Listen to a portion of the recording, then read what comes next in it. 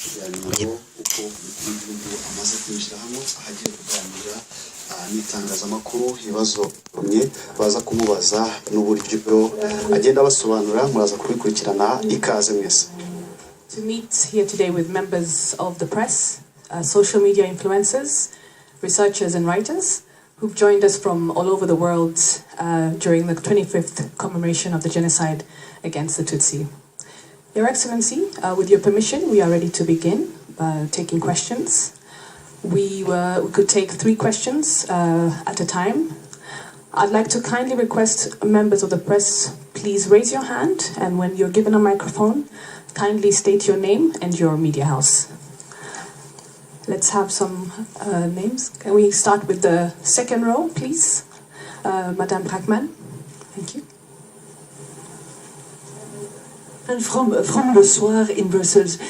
Mr. President, Rwanda has been under threat for 25 years, and yesterday you spoke about new threats that you are facing. Could you elaborate on this? From where do those threats come? From where are they? Thank you. Let's have another question. Okay, sir. Thank you.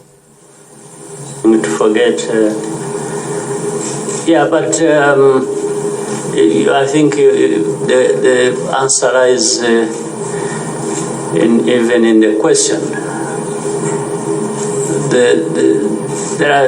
There is no such a thing as a new threat. It's a continuation and a change of forms of threat against our stability, which we have been investing in for the last 25 years, as you said. It changes the face, it changes everything, but it's the same. And when in my speech, I wasn't referring really to an entirely new emerging threat. It was just the threat we have always faced over the last 25 years, saying that for the change of that form in any way,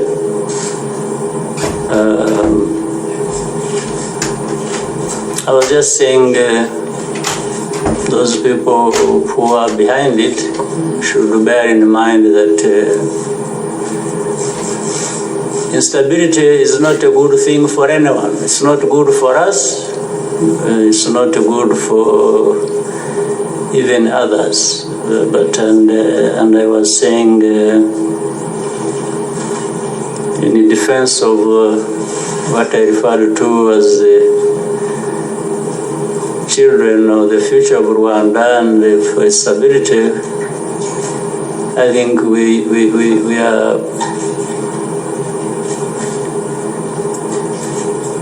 are just prepared for that. As we fought many threats and challenges before at the beginning, I think we are now better prepared for any threats that would come today. Let's take another question. If you can have the microphone here, please, at the front on this side, Mandela. Thank you.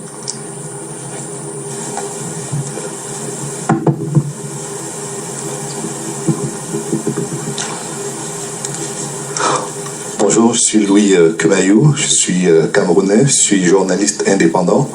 Je le dirai peut-être en anglais. My question is very simple, Mr. President. 25 years back, your country has been facing a genocide, the genocide against the Tutsi. Your country is recovering from it and recovering very fast. When you compare the situation with other countries who haven't reached this high end, like Ivory Coast, like Central African Republic, or like Mali or Burkina Faso, why do you think it is so difficult for them to recover from situation who haven't been such terrific like what has happened in Rwanda?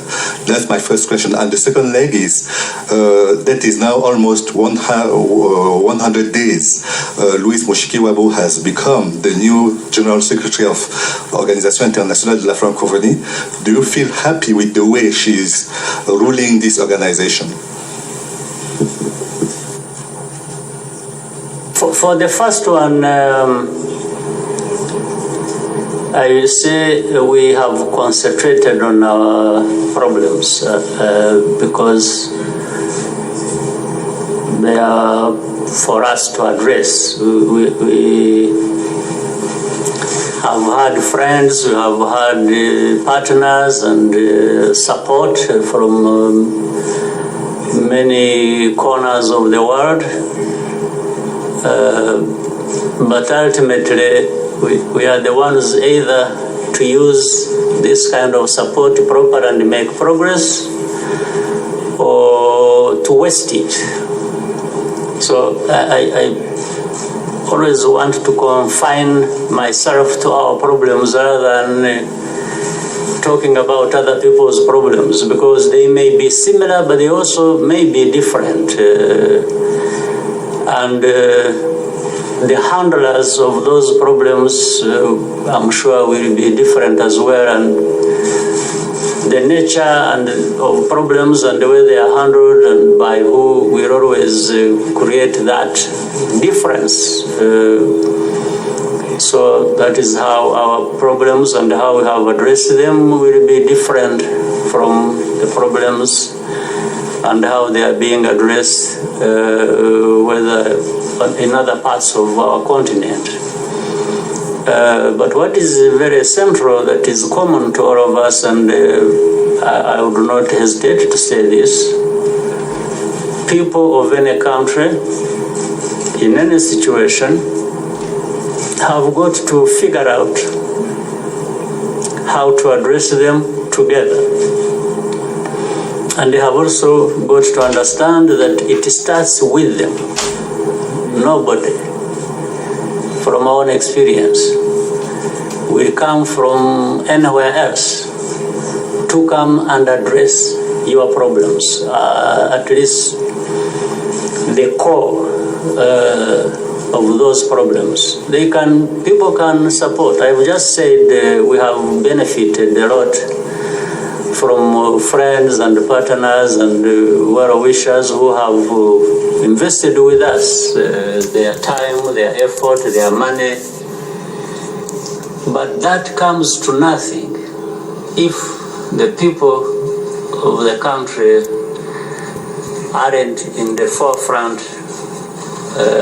to use that kind of support to benefit them. That's what I can say. So whether Central Africa, Ivory Coast, or Mali, or wherever, the common thing, or Rwanda, the common thing is, can people of these countries, Rwanda, Mali, Central African Republic, wherever there are problems, start with themselves and say, what are we determined and ready to do for ourselves, and then we benefit from partnerships. That's all I can say. But on the lighter note, on a more positive note, is that there is no problem that is insurmountable, as you have seen, even when it looks so. So I can only say to those countries that even with the big problems they have, after all, they can really stand up to those problems and address them. It's possible. For Francophonie, well, I can't really make... first of all, it is not up to me to assess. Francophonie is a big organization that brings together many countries that speak French, and the decision to entrust Louise Mushikiwabo as a Secretary General with this important responsibility will, in the end, make the kind of assessment to know whether he's doing what is expected of her or doing different things. And it's too early. Well, I'm sure in the 100 days, she must be trying to orient herself and other office bearers as to how to shape things, and with the aim of taking the organization in a good direction. We'll take a question from the front here.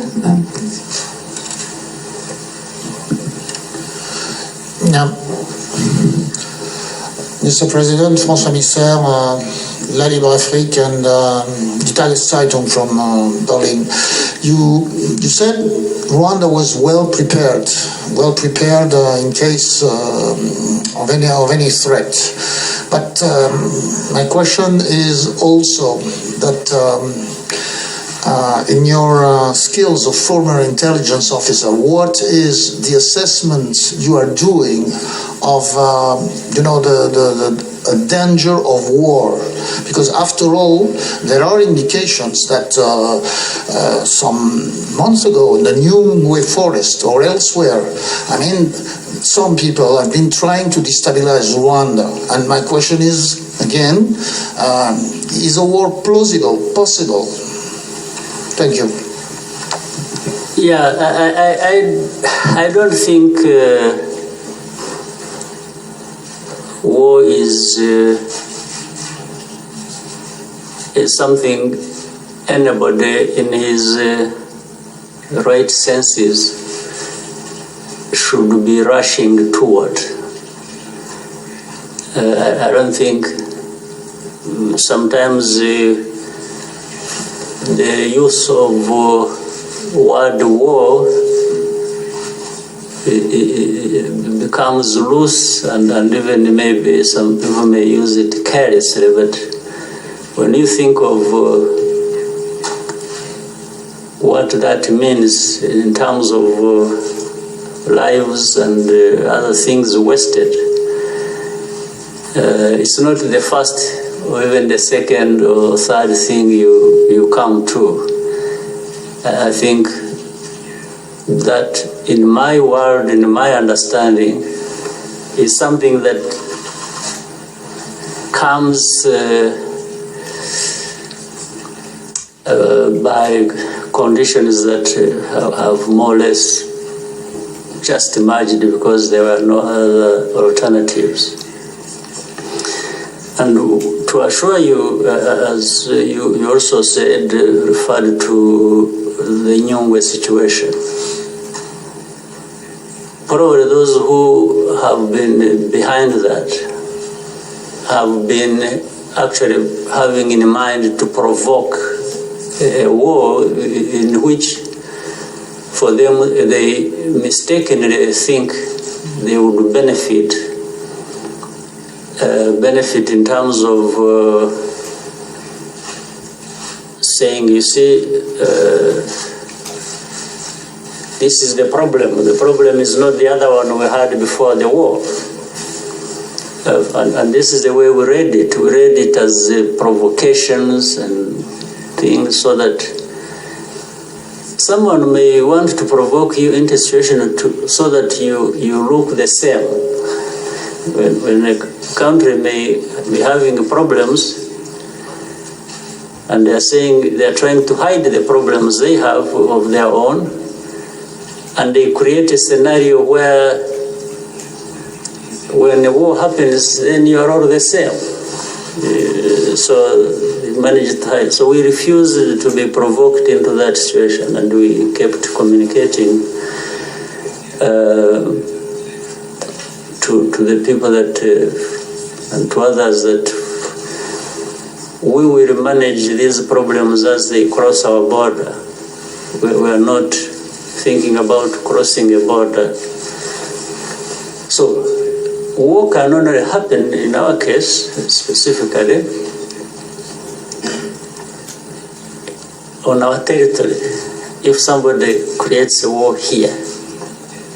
That is but we are not thinking of creating a war outside of our place. This is what I was saying was a kind of warning to people who think about war, Secondly, who think about war on our territory.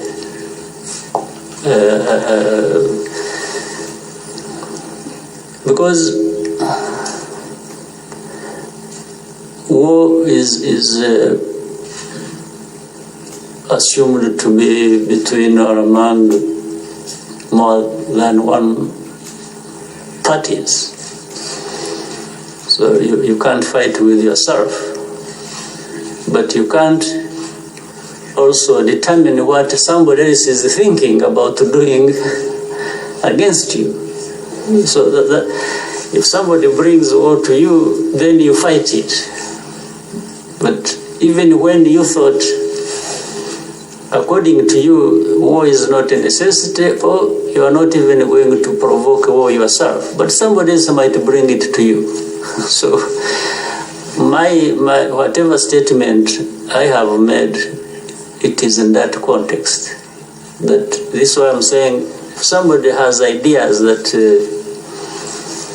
they want to bring war to Rwanda, I was telling them, they should also be aware that of the danger they face if they do that. This is only what I intended to say, and that's what I said. But also assuring everyone that this Rwanda, with its history of suffering, has grown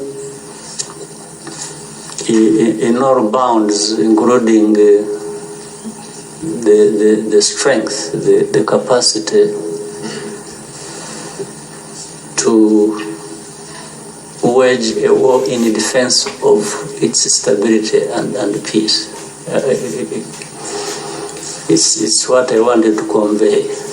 So that you hear statements from all over the world, from Brussels, from other places in Europe, from other places in Africa, including neighbors, where some Rwandans who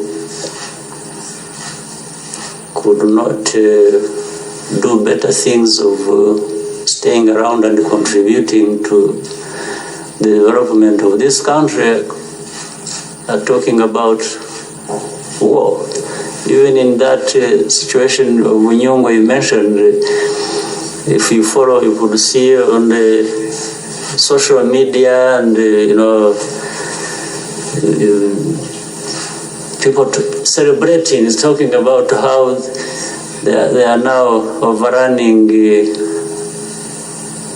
some places in the country and so on. I just want to tell you that that is just a passing story. Those people don't know what they are talking about.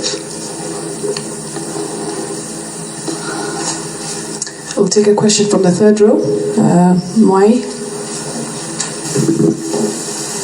Good afternoon, sir. My name is Collins Mwai. I write for the New Times Daily. What are your thoughts on the performance or lack of it of the ICTR and the mechanism and the residual mechanism that came after ICTR, especially considering that during the term of the former Judge Meron, we saw early release of convicts, and what are your expectations of the new judge who just joined Judge Kamel? Thank you. Well, for now,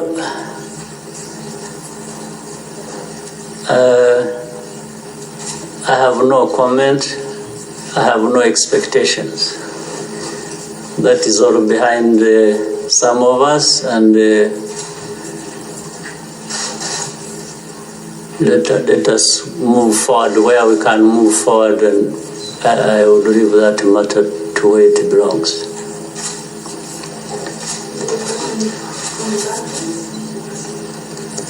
The lady. We'll start with the lady, please. Thank you.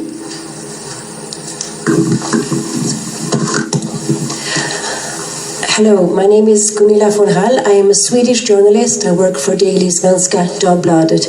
I have a question on justice.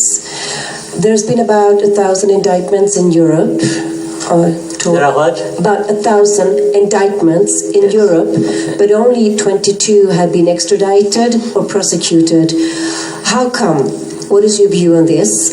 And connected to that question, Sweden has actually sentenced 3 Swedish Rwandese. What is your view on that, if I can have your comment? Thank you. Yes, where enlightenments have or rather extradition has taken place, we applaud it because it is a sign that a step in the direction of justice has been taken. It's very important to note that, and we always applaud the people who facilitate that, or countries that make it happen. We appreciate it. That's fair and it's good justice has to be seen. For the other, I would only say welcome to the developed world, which tells us how their systems work so well. They should be a model of everything, including justice. And that passes a judgment as to whether this is really the truth that we are told. We'll take a question here, please. Bonjour, Monsieur le Président. Looking back 25 years ago and looking on the journey that Rwanda made since, what are the main choices made which can explain the rebirth of Rwanda? And you speak many times about accountability, about unity, about thinking big. What will be the big dreams for the 25 years coming ahead? Thank you very much. Well, I would say Rwanda is coming together around the problems we have to address is key. It's one of the choices that have enabled us to make good progress. The fact that everybody, let's talk about even for a moment, say, reconciliation. Reconciliation is a process that has really taken root and has happened. But I did explain a little bit of that yesterday. It won't happen just on the effort of one party and not the other. It has happened because even the perpetrators coming forward and saying, we are sorry, what we did should not have happened. We now, it's like they're asking for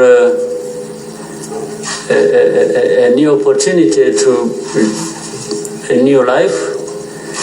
That is important even for the perpetrator to ask for or show that remorse. So for the victim, for the survivors, of course, as I said, bear a much bigger burden because in the end, that has to be accepted or not. So when they have made a choice to forgive, it brings it, it completes the circle of reconciliation. And when you measure how far that has been achieved, I think we've gone a long way. So this is a hard choice in our lives that has had to be made, and fortunately, Rwandans have been together in completing this circle. The other is for the entirety of the country to choose to look far ahead in the future rather than remain in the past. The past has many lessons for us. We keep learning, but we are not held back because of the past. We are attracted more into the future, and even made more possible by the involvement of everyone, now including actually that future, because as I said, close to 60% of our population are people who bear no responsibility of the past. So the young people who just learn about this and think more about their future is key. So we encourage that. We encourage making sure that every Rwandan is participating, is contributing, is thinking about the good of the whole country and the nation, not just about himself and the other for themselves. So I think it is it's one of those things that enables us to keep going. We'll take one from the front, from Arifi.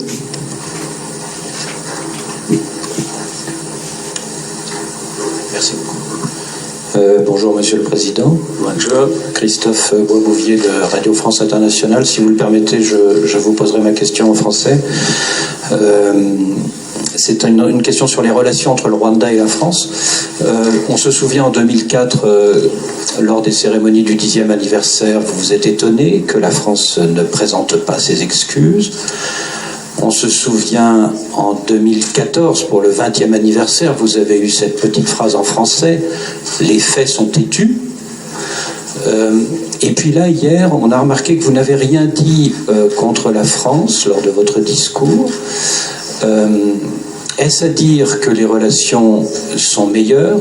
Est-ce lié peut-être à l'arrivée d'Emmanuel Macron? Est-ce à dire que vous ne demandez plus à la France de présenter ses excuses?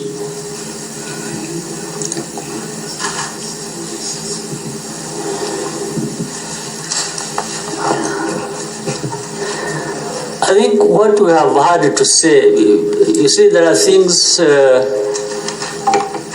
that you exhaust. When you have said enough of that, you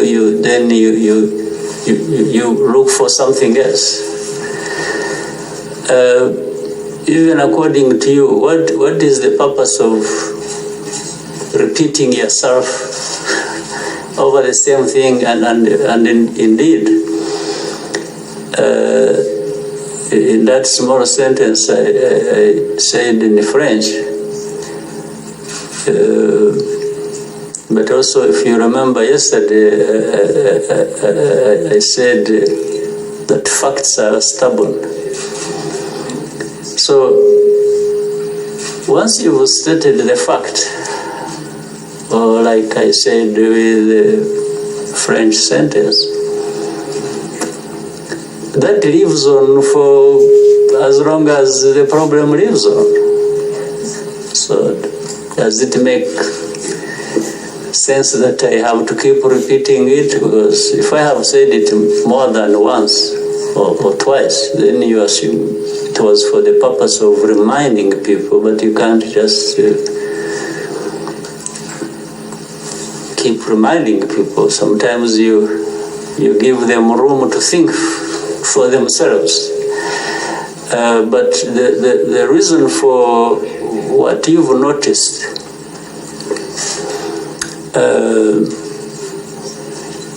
is to say about, or also relates to something else you didn't mention.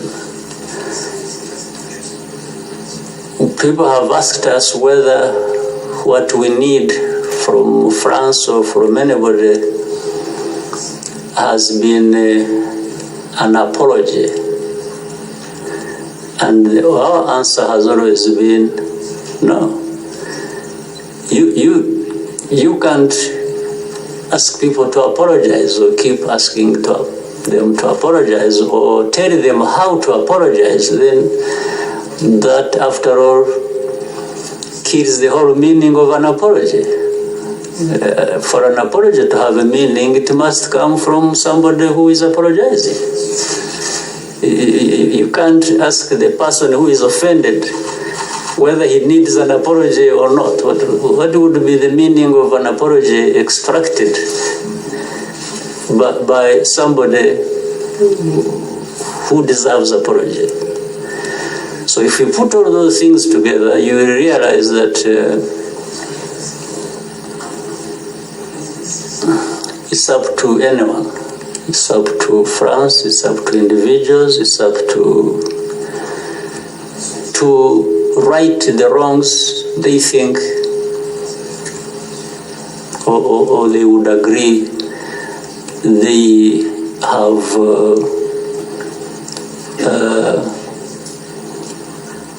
inflicted on other people. It's up to them. This has been our approach. So, but for mention of things in speeches or publicly for record, you say it for as long as you want, and for me, it's for as short as I want, because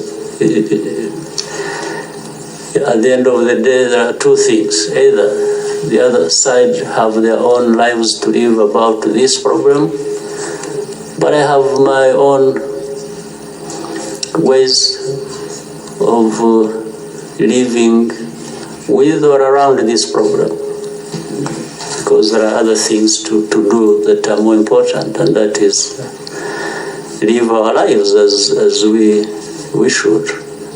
So, but this is not to deny the fact that with President Macron's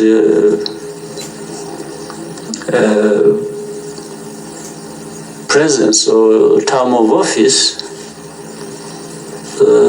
there has been significant progress, very significant in terms of even in a complicated environment of politics and all kinds of things. We still make progress from things that you know also that have been happening or have happened, including the way the archives have been treated or are being treated, because archives contain the truth that people can make interpretation of. So thinking about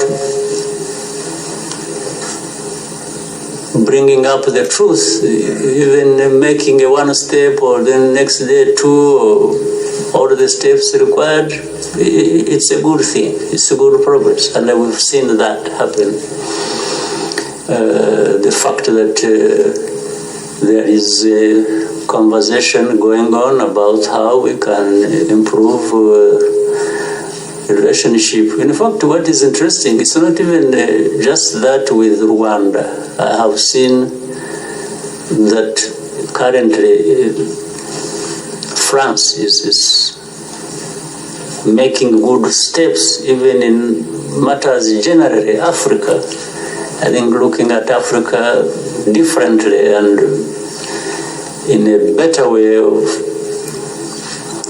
putting responsibility in the hands of Africans as it would be, and partnering with them in the right way, is something we have seen emerge with Macron. So I should say it's positive. Take a question from the lady in the front, please. Here, we have a microphone. Thank you. Good afternoon, Your Excellency, and thank you. My name is Audrey Chimwanda. I'm a Zimbabwean journalist currently working in South Africa. Yesterday you spoke of a new generation that is enjoying the peace of innocence coming from the genocide. I just wanted to find out from yourself as a leader what structures you've put in place to ensure that you said you're attracted more to the future and not to the past with the new generation, that in the event that you hand over power, the new generation that comes into place guarantees a Rwanda that is not only powerful but also peaceful, as you also mentioned these threats that continue to change face that Rwanda faces. Thank you. You see, this power thing, the more it is depersonalized and just thought about in a broader context of it, the better. What I'm saying, therefore, is if what we've been doing, if we have educated our young people, invested in them, invested in their health, their education, their, potential of enterprise, I think already that is a foundation, and from which people will emerge broadly to actually decide collectively as to their future, even if it is through now individuals who might be young or old, but originating from them. I think this is what is healthier, and it's healthier and it's sustainable sort of peace and stability that we want. When it is more generalized and when everybody, when everybody has something to contribute, then they already have the power to decide on certain things. And that's what we have been doing. We invest in our young people indiscriminately. We don't discriminate when it comes to this. And then empowering them, therefore, enables them to make decisions they want of things that will affect them. I think that is a big thing we can do. I will take a question from RBA. Murakoze nyakubahwa Perezida wa Repubulika, nitwa Divin Uwaye nkorera RBA. Nifuzaga kubabaza nyuma y'imyaka 25 ishize abanyarwanda n'u Rwanda bahangana n'ingaruka za Genocide, igihugu kikiyubaka, ukurikije raporo mpuzamahanga ndetse n'izimbere mu gihugu ibyo zigaragaza, hari intambwe koko u Rwanda rwateye, unakurikije n'ibyo n'abasura u Rwanda bavuga, ariko hari impungenge za bamwe bavuga bati iyi myaka 25 ishize ibimaze kugerwaho n'u Rwanda ntibishobora gutuma habaho kwirara kuri bamwe, abantu ntibakomeza umuvuduko bari bariho. Niki musaba abanyarwanda muri rusange mu myaka 25 yindi iri imbere? Hanyuma akandi kabazo akajyanye na komite iherutse gushyirwaho na Perezida w'Ubufaransa Emmanuel Macron ishinzwe kureba uruhare rw'Ubufaransa muri Genocide yakorewe Abatutsi. Iya komite murayivugaho iki? Ese u Rwanda hari uruhare rwayigizemo bijyanye n'ibyo koko mwari mwemeranyijwe mu rugendo muherukamo i Paris? Murakoze. Icyambere cy'abanyarwanda no kutirara nyine niho nahera.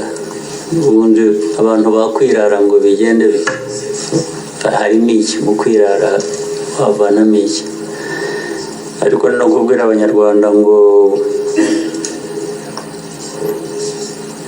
bajye babanza nyine birebe barebe turebe ibitureba ariko turebe n'iby'ahandi uko bimeze cyangwa uko bikora hanyuma niba hari amasomo twabivanamo tuyavanemo ariko icyo kimwe mu byo tuzabona tuzasanga ku isi hose nta hantu ibintu byera de ku buryo ntacyo bakenera gukora cyangwa ku buryo nta kibazo bahura nacyo niba ku isi hose abantu bahura n'ibibazo byabo bakabikemura bagakora amajyambere uko bikwiriye nawe ukwiye kubona ko nawe ariko wabigenza ntabwo wakwirara kuko niyo waba utera intambwe ugana imbere uhura n'ibibazo ugomba kunyura mu bibazo kugira ngo ibyo bikomere nta mpamvu rero abantu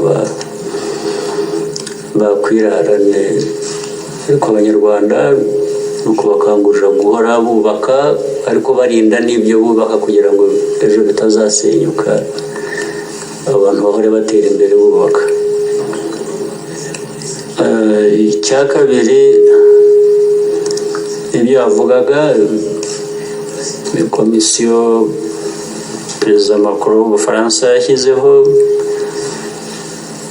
ni bya bindi rusange by'ikibazo nari maze gusubiza ngira ngo by'intambwe igaragara mu buyobozi bw'ubufaransa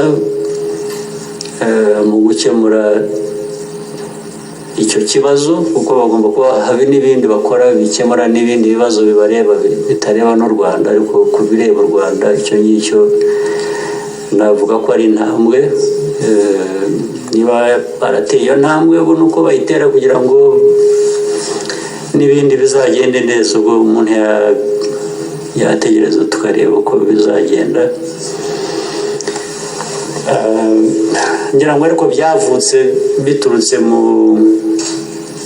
ku muyobozi mushya mu gihe gishya no mu gihe gikwiriye kuranga imikorere itandukanye n'iyahozeho kera aho tugeze ibintu bishobora kuba neza kurusha. Thank you, sir. Your Excellency, maybe could we take maybe just two last questions and allow you to proceed? Let's have as many as they want. Thank you, sir. Yes. We'll have a question here at the front, please. Can we have a microphone? Thank you, Mr. President. My name is Carol Story, and I'm a photojournalist on behalf of The Guardian in the UK. It's unrefutable, really, that Rwanda has made remarkable progress these last 20 years since the genocide against the Tutsi. And I'm very curious as to what your view is, what the women that have been empowered in Rwanda has contributed to that remarkable recovery. Women. Yes. Women as a major part of our society. First of all, nowhere should they be left behind, in my view. Anywhere in the world, why would you leave women behind, or anybody for that matter? So what we, for us, did from the beginning, we realized that involving everyone, and particularly women as a big part of our society, is important. It's going to contribute to the development of a nation, because women, 52% of population, it wouldn't be very smart to exclude 52% of one's population. Second, it's not just including them as a favor. It's their right. So we understood that from the beginning. So there is the benefit of having more people involved. As such, this 52% being part of what is being done is one of them. But there is another part of what these individuals bring in terms of what they are able to do with others. And they have their own qualities. We have had women in positions of responsibility, and they have done just as fine as men, if not better. So you look back and say, why would you be excluding women in the first place? Yes. So women, we are all human beings. These women are our mothers. So someone who takes care of you and brings you up and does everything, how do you turn your back? You know, there are many aspects you keep looking at and questioning, and you wonder what one would be doing to exclude women.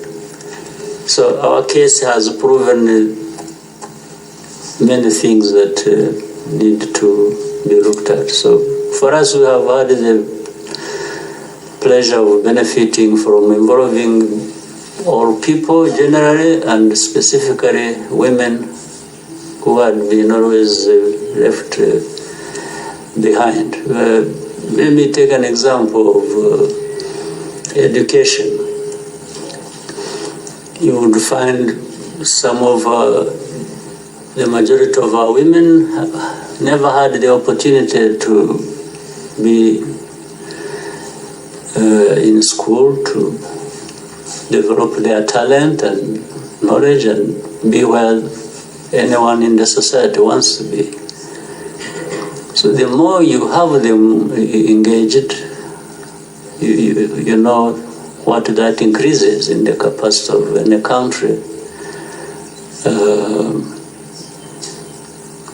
So that is, and we have found they are as good as men, and boys, men are as good as, or women and girls are the same. They're there. So we are happy to have women. We have them. Even other places where they marginalize them, they have them. So, but for us, we are happier to have them useful as people we have invested in generally, but who are contributing largely to the output of the overall country potential. We'll take a question from the front. The gentleman in the front, please. Mr. President, my name is Sam Gituku from Citizen TV, Kenya.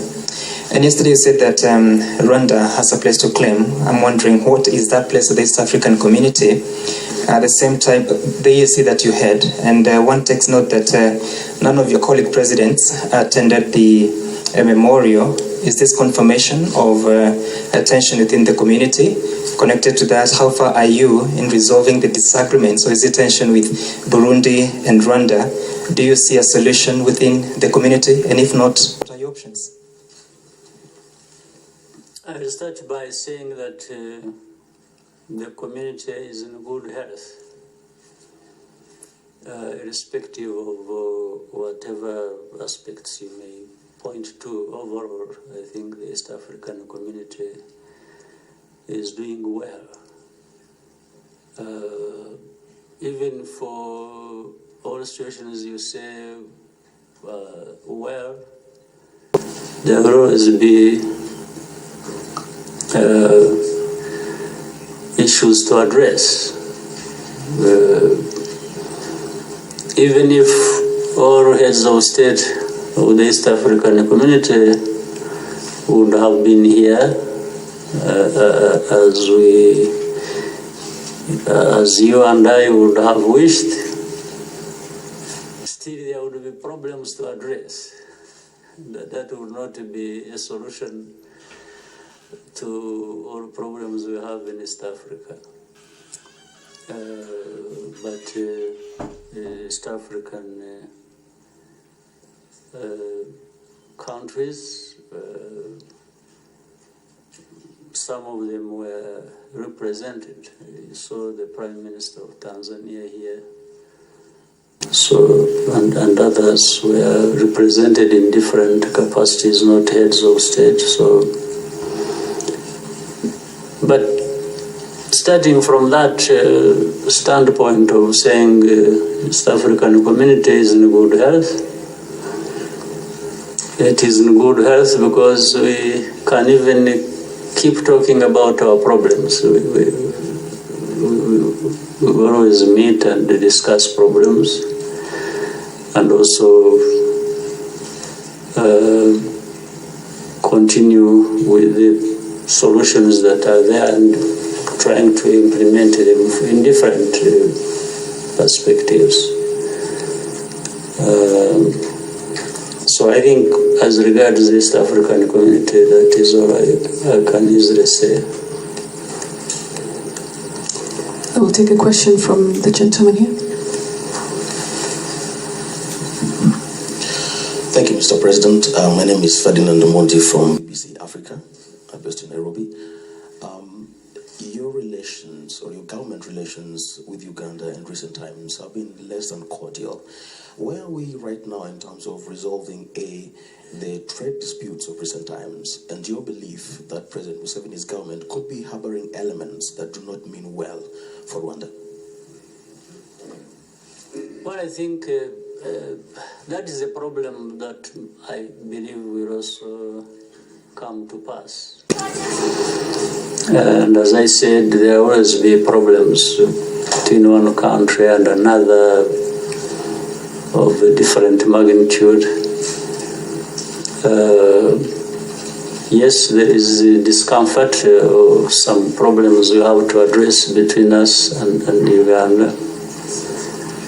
And by the way, there was the foreign minister of Uganda here as well, representing the president. In addition to, I'm referring to the previous question that was asked. So I would rather we continue to find ways of addressing these problems of East Africa or problems between member countries of East Africa somewhere else outside of the media.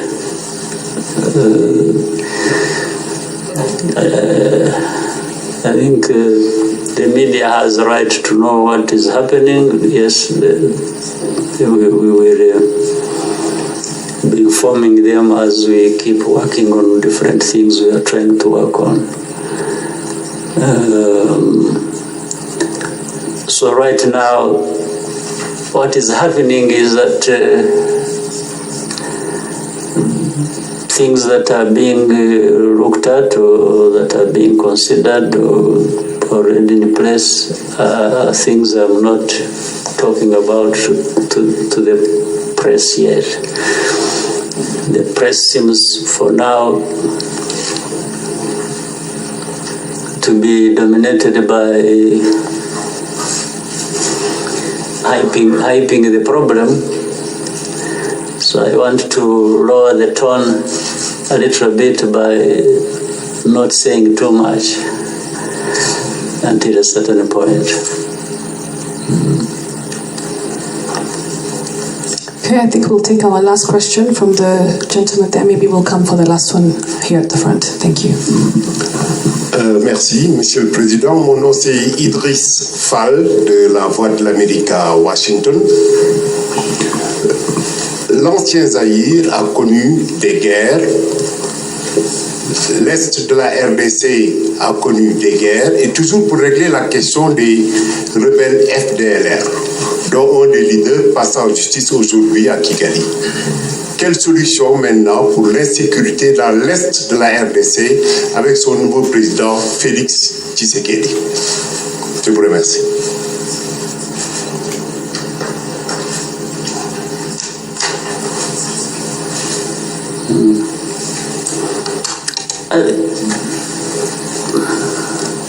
There is no other way of finding a solution to these problems, whether in DRC or Rwanda or the whole region. DRC has 9 neighbors. There is not any of those 9 neighbors that does not have a thing or two they think needs to be addressed. There's none of the 9 neighbors of DRC do not have a thing or two to be addressed.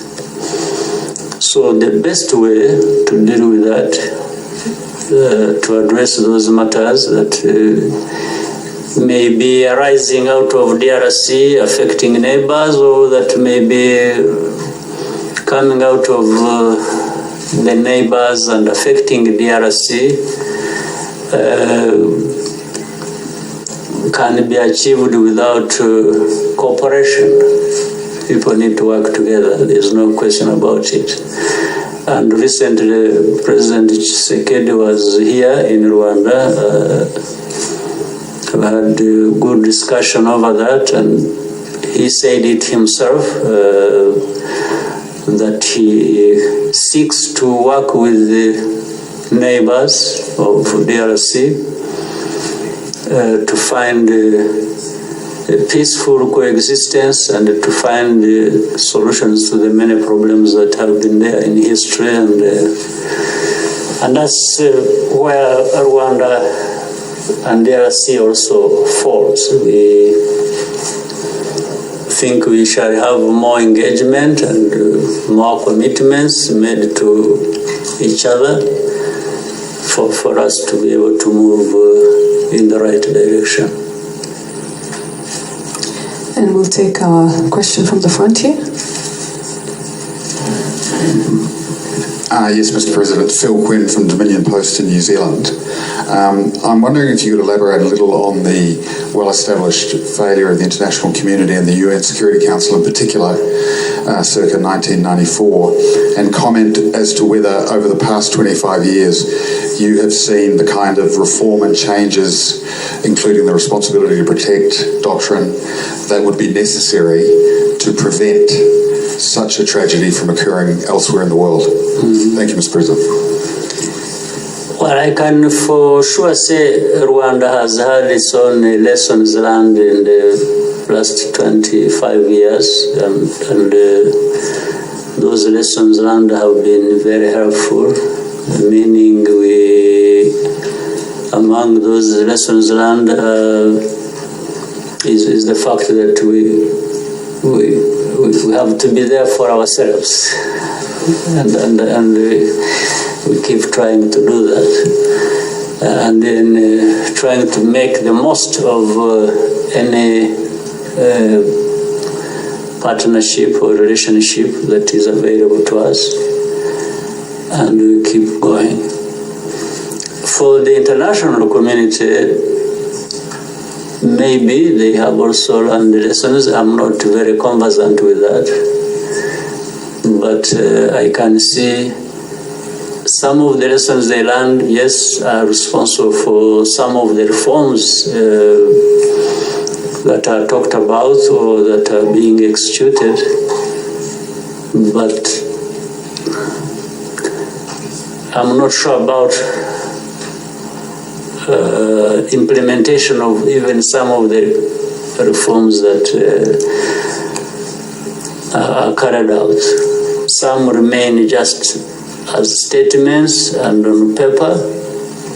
In practice, you don't see much. But so the international community is very slow to learn or to change. maybe individual countries can learn and change quickly. I think for us in Rwanda, we've learned and have tried to change as fast as we can. For international community, it's a different matter that I can't easily explain. I think we'll just take the very last two questions from this side, please. We'll start with the gentleman in the white. Bonjour, Monsieur le Président. Je m'appelle Omar Dembélé, journaliste sénégalais à l'agence de presse africaine, APA News. J'ai une question qui porte sur la ZLECAf. Avec la ratification de la Gambie début avril de cet accord portant donc sur la zone de libre-échange continentale, le quorum de 22 États est maintenant atteint pour la mise en œuvre de cet accord. Selon vous, pensez-vous, ok, je reprends la question, je disais qu'avec la ratification de la Gambie début avril de cet accord portant sur la zone de libre-échange continentale, le quorum de 22 États est maintenant atteint pour la mise en œuvre de cet accord. Pensez-vous que ces États sont prêts pour la mise en œuvre de l'accord dans l'immédiat? Merci.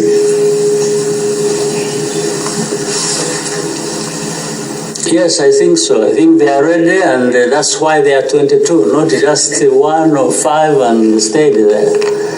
So the fact that the numbers have been increasing, and we're also aware that there are certain difficulties countries face processing those decisions to arrive at ratification. We have to be cognizant of that. But we have to understand 22 that we are required having been reached is a big step. So I'm sure the Africans are committed to the CFTA. I think the question here we are talking about the length of time it is taking. We would want it to be taking a short time, but it is taking longer than we thought. But still there is progress. I think there is somebody also here that kept putting his hand up. And, yes, we'll come back to this gentleman after. Afternoon, Mr. President. My name is Patisani. I work for the Star newspaper in South Africa. Mr. President, we've seen a kind of seesaw in relations with South Africa. I think it started a couple of years back when there was an assassination of some Rwanda nationals there, and Rwanda was accused. Lately, we've seen Rwanda nationals having difficulties in getting visas to travel to South Africa. I would just like to know what is at the heart of those problems. And lastly, I know there's some Rwanda nationals that don't want to participate in the rebuilding of the country living in South Africa. In the what? Living in Johannesburg in particular. Right. I just want to know how many of those are wanted here by law enforcement authorities. That how many of Rwanda nationals are living in South Africa that you would like to come here and face the law? Okay, to begin with the last one, I think, first of all, there must be very few. I think you can count them maybe on one hand, or even fewer than 5. So there are not many, in my view, at least as far as I know. And South Africa has been notified, and the reasons and so on and so forth. So that is one problem. The second, I hope, and you asked about what the problem is, but the problem I think is always going to be politics. If people don't play too much in politics, some of the problems could easily be resolved. And politics requires that you understand each other, and then you find a solution to whatever problems. So assassination you talked about, then the visa problems, then this what I'm putting all together and calling it politics. But even then, good politics, you discuss and you agree, and you agree or you agree to disagree, and you know where things stand and move on. But I should say, you saw it yourself, it was public, and there was a time where we had the pleasure of hosting the leaders of South Africa, and that question of visas came up, you remember. And rightly, the president of South Africa talked about a process that should be there to address whatever outstanding issues so that the visa problem does not, because the problem of visas must be there because of other problems. So but those other problems are the ones that were supposed to be addressed, even as of the. So, but I understand, I mean, as all you will understand, that process involves more officials than just one person. And I think it is in that process and with so many people that have to deal with the issue where the problem originates from. But I don't think that it's a lost cause. Generally, the relationship between Rwanda and South Africa, and a good relationship, is not something any single person is just going to wish away and that is all over. I think time will come when Rwanda and South Africa will relate as well as they should, because we should be having a good relationship for many reasons. So time will come, but let's wait. Between now and that time, yes, some things need to be done, and I think I'm hopeful that things will be fine. And these other individuals shouldn't even be part of that problem, because those individuals that concern us should be handled as we go along with a good relationship. It's not, they shouldn't determine the relationship, whether it is good or bad. Because I don't see the basis of it. I don't see the basis of the individuals either way being the ones to decide how. Because, you know, while you are around, by the way, just on the street, ask any of these Rwandans or wherever you go, and ask them whether they know anything going on between Rwanda and South Africa. For them, they know Rwanda as being a good friend of South Africa, and South Africa being a good friend of Rwanda. Some of these things we are talking about, they even think we are just crazy. And I'm sure if you did the same in South Africa, you went about, you live there, you ask these ordinary people and say, you will find they know Rwanda, have heard about it, and said, do you have anything against these Rwandans, or what the problem is between Rwanda and South Africa? They tell you, no, they don't understand, they don't know. For them, so that's why I think it can be and will be easily addressed at some point.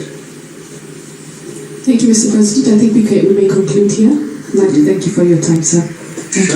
Thank you.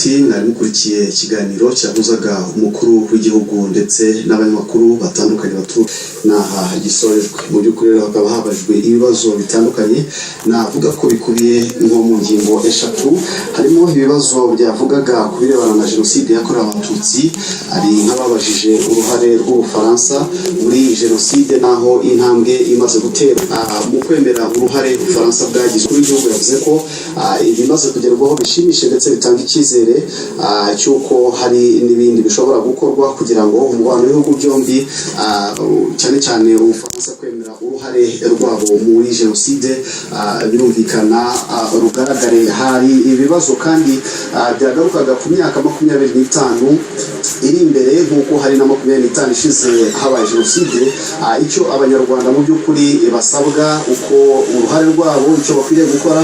Umukuru w'igihugu rero akaba yagarutse ku ngingo zimwe na zimwe abanyarwanda bakwiye kwibandaho kugira ngo iby'iterambere ryabo rikomeze kugaragara ndetse no kurinda ibyagezweho. Yagarutse nko ku ngingo navuga zitandukanye zirimo kutirara, kumva ko bageze iyo bajya, harimo kijyanye no gukora ibyabo kandi bashyizemo imbaraga cyane bagakorana n'abandi ibyiza bakabyigiraho, harimo kureba ibyiza birumvikana byagezweho n'abandi mu rwego rwo gukomeza kurushaho kwiteza imbere ndetse n'ikijyanye no kurinda ibimaze kugerwaho.